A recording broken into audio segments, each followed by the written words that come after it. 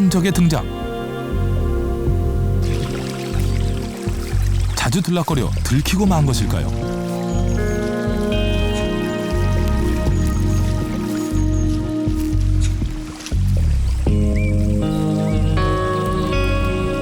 다람쥐 굴 앞에 선 고양이.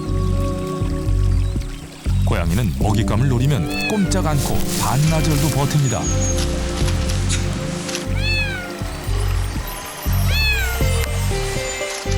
다람쥐를 잡은 고양이, 먹이는 새끼의 몫입니다. 도토리는 다람쥐를 키우고 다람쥐는 상위 포식자를 키웁니다.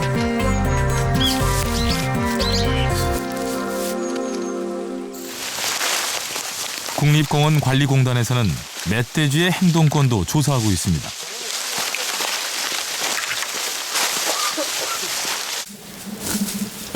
멧돼지는 반달 가슴곰과 먹이가 겹치는 부분이 있죠.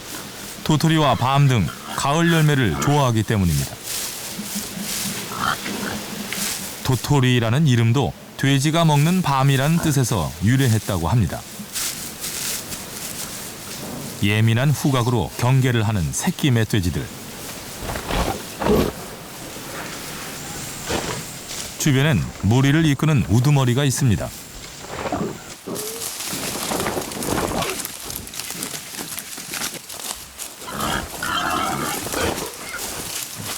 이제 갓 몸의 줄무늬를 벗은 새끼들. 올해 태어난 녀석들입니다.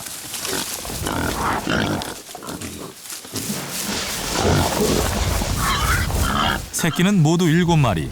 우두머리의 뒤를 따르며 조심스럽게 먹이를 찾습니다.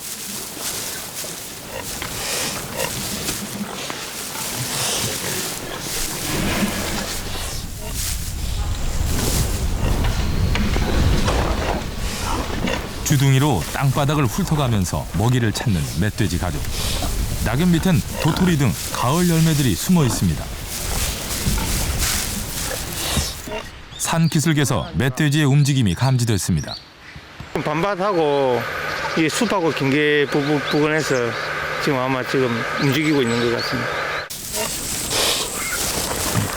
무선 추적기를 단 멧돼지는 곧바로 도망가고 근처 밤밭에서 다른 멧돼지가 발견됐습니다.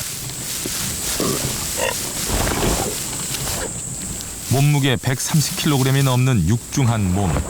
밤은 멧돼지에게 커다란 유혹입니다.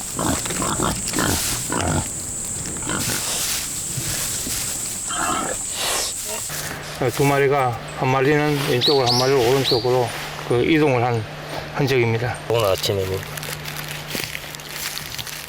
멧돼지가 지나간 자리, 밤을 으깨 먹고 껍질만 남겼습니다. 이렇게 버려놓은 월동 준비를 하기 위해서 가장 중요한 것이 가을 도토리입니다. 그만큼 가을 도토리의 결실량에 따라서 그 겨울을 야생동물이 어떻게 넘길 수 있느냐 부분이 되는데, 올해 같은 경우에는 도토리 결실량이 적어서 좀 야생동물의 어떤 우리 겨울 나기가 좀 걱정이 되는 부분이 있습니다.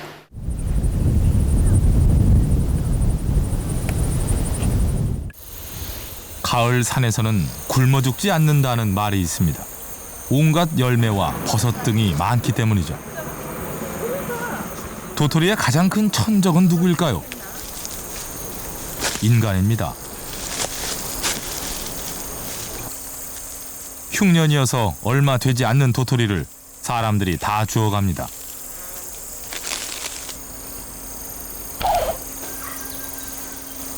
구기림 등에서 허가 없이 도토리 등을 채취하는 것은 법으로 금지되어 있습니다. 야생동물의 겨울나기를 위한 소중한 먹이이기 때문입니다. 하지만 많은 도토리가 무분별하게 포대기와 가방에 실려갑니다. 진짜. 숲속 열매의 주인은 누구일까요? 도토리 묵을 만들기 위해 산에서 가져온 도토리. 도토리 묵 한 접시는 다람쥐의 한 달 식량입니다.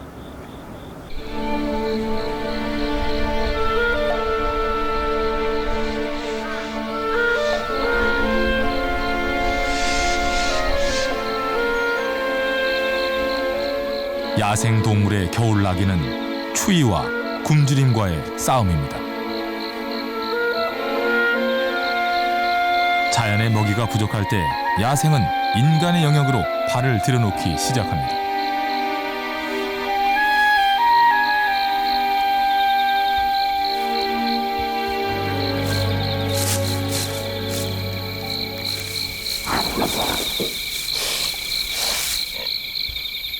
산에서 멧돼지 무리가 내려옵니다.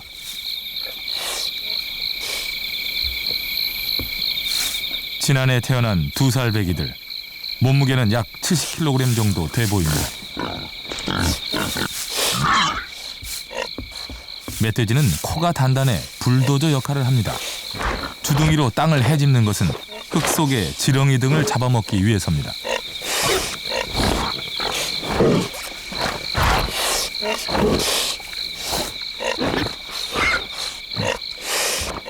코로 밀어내 만들어진 고랑의 길이는 15m가 넘습니다.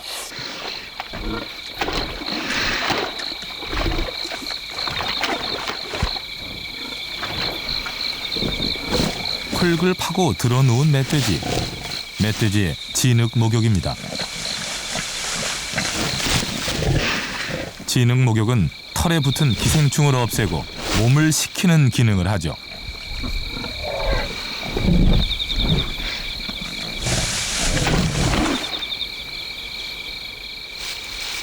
인간이 생산하는 가장 많은 열매는 쌀입니다.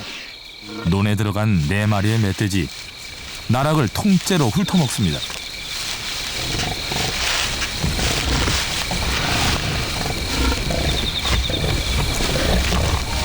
멧돼지가 들어오면 소학전 벼들이 쓰러지고 논이 쑥대밭 되는 것은 한순간입니다. 멧돼지의 짓밟힌 논. 이것은 곧바로 인간과의 충돌로 이어집니다. 멧돼지가 농가에 내려오는 것은 산의 열매가 부족하기 때문이기도 합니다. 인간의 도토리 약탈은 야생 동물의 농가 약탈로 이어지고 비극은 악순환됩니다.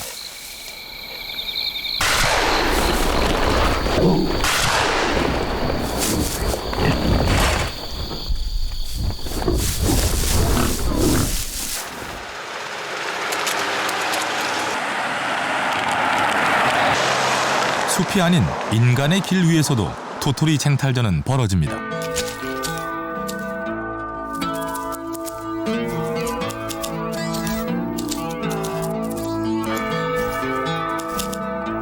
떼구르 구르는 도토리, 어디로 향해 갈까요? 도토리가 가는 길의 끝에서 야생과 인간은 다시 충돌합니다.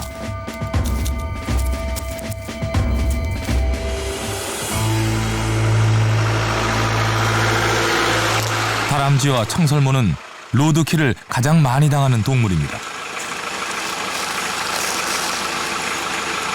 도토리를 얻기 위한 마지막 여정은 길 위의 죽음입니다.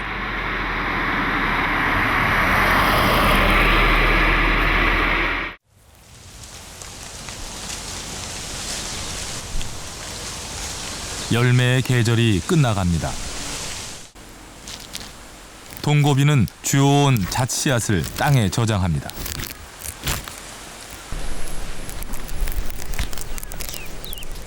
짱구 개미도 저장의 달인입니다. 저장성이 좋은 씨앗은 부스러기라도 기필코 옮겨갑니다. 집단의 힘으로 겨울을 준비하는 짱구 개미. 작은 부스러기들은 지하 3m의 굴로 옮겨져 그들의 왕국을 지탱하는 굴량미가 될 것입니다. 가을은 열매의 계절. 참나무과의 밤도 익어갑니다.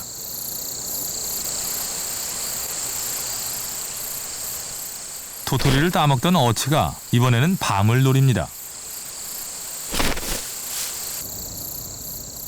밤송이 가시밭길을 헤쳐나오는 녀석은 밤바구미. 긴 주둥이는 도토리보다 큰 밤까지 파고들도록 적응한 결과입니다. 밤 위를 헤집고 다니는 것은 산란 자리를 찾기 위한 것입니다.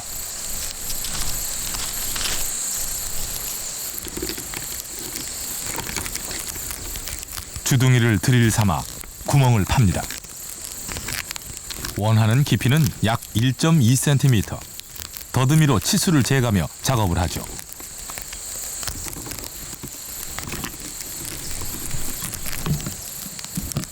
구멍을 파다 미끄러지면 밤바구니는 죽을 수도 있습니다.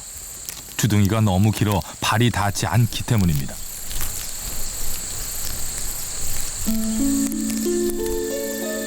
놀라운 것은 산란관의 길입니다.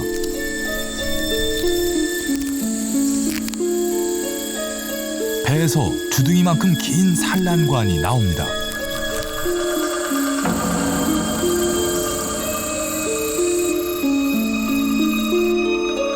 밤 아래 중앙에 산란하기 위한 주둥이와 산란관의 놀라운 설계입니다.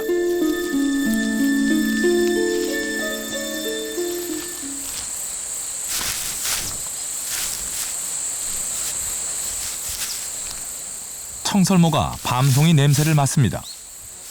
잘 익었는지 더 기다려야 하는지 한 번 코를 갖다 대면 금방 알아내죠.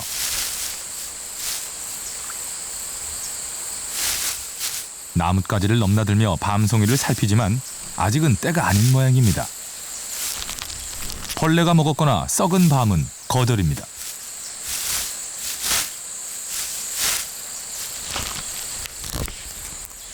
밤알을 꺼내기는 쉽지 않습니다.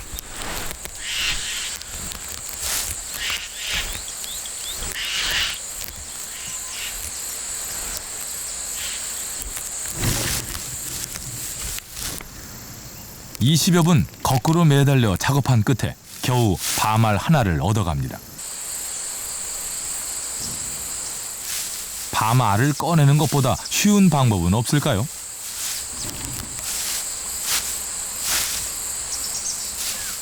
이번에는 밤송이를 통째로 뜯어내는 방법을 시도합니다.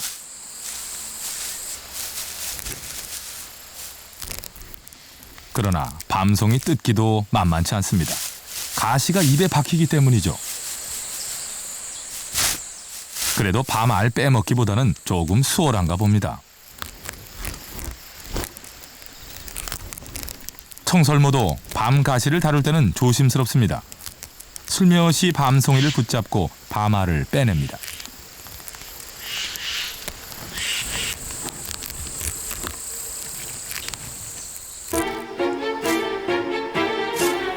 나무를 넘나드는 점프와 질주. 고개에 가까운 청설모의 나무 타기는 열매를 따먹기 위한 진화의 산물입니다.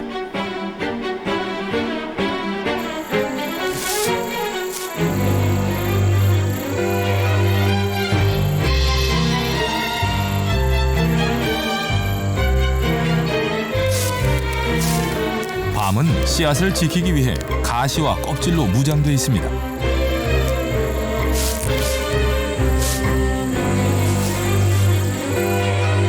하지만 어미나무의 각별한 배려 속에 키워진 밤 열매의 여정도 순탄치 않아 보이네요.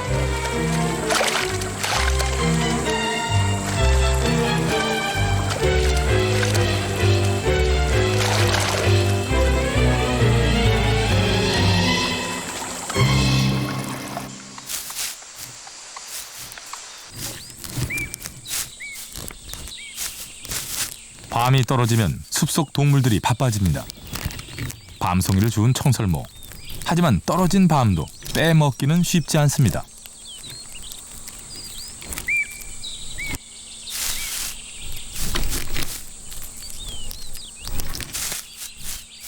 청설모가 뛰는 것은 저장 장소를 찾기 위해서입니다.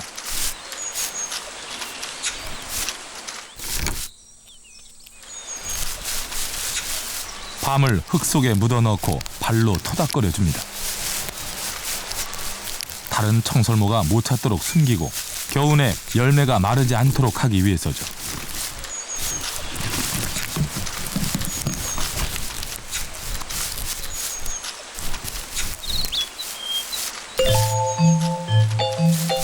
하지만 멀리서 이를 지켜보는 녀석들이 있습니다. 밤을 훔쳐먹을 생각이죠.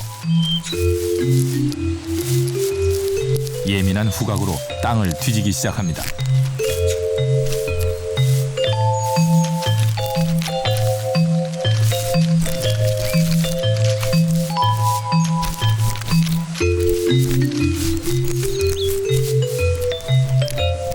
떨어지면 이렇게 먹이를 숨기고 훔치는 풍경이 하루 종일 이어집니다.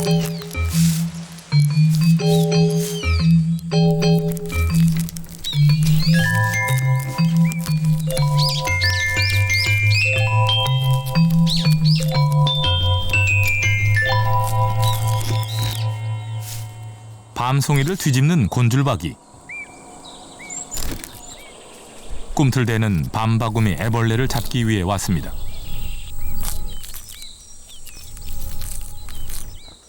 곤줄박이에게 밤바구미 애벌레는 가을 특식.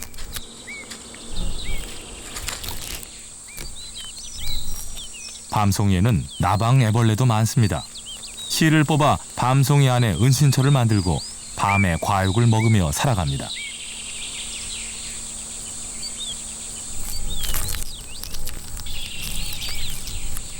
모두 새들이 그냥 지나칠 수 없는 먹잇감이죠.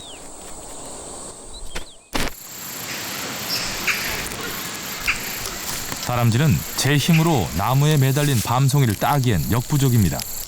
대부분 청설모의 덕을 보죠.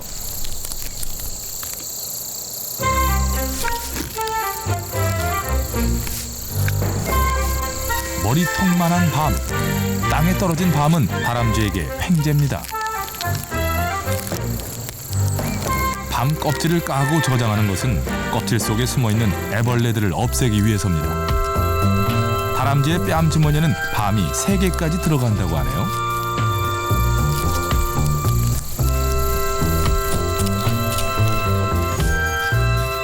다람쥐는 겨울잠을 자기 전 지방을 비축하지 않습니다.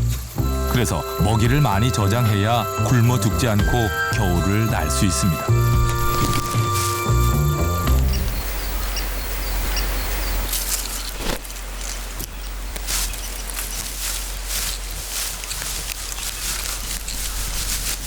다람쥐가 찾는 것은 청설모가 숨겨놓은 도토리입니다.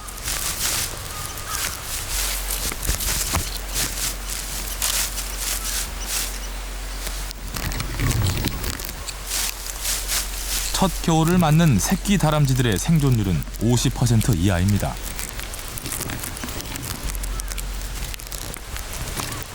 겨울을 온전히 넘기느냐 마느냐는 얼마나 도토리를 많이 저장하느냐에 달려 있습니다.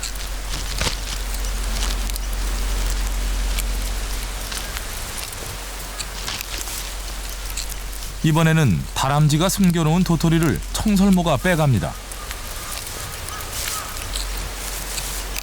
훔친 도토리를 다시 저장하는 청설모. 야생의 도토리 쟁탈전은 숲을 건강하게 하고 자연의 자원을 조화롭게 배분합니다.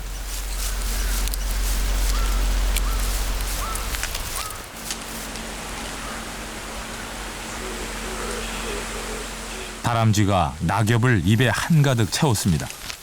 추위와 싸우는 다람쥐의 전략은 먹이 저장, 털갈이, 그리고 보금자리를 만드는 것입니다.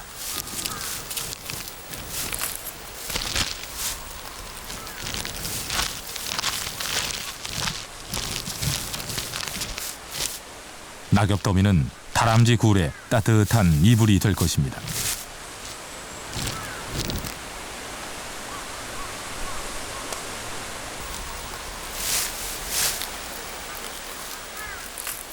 이제 겨울 준비가 끝나갑니다.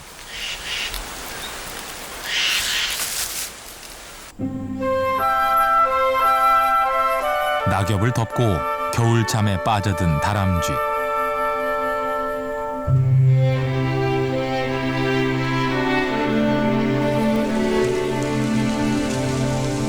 다람쥐가 저장한 도토리는 내년 봄 어떤 모습으로 싹을 틔울까요?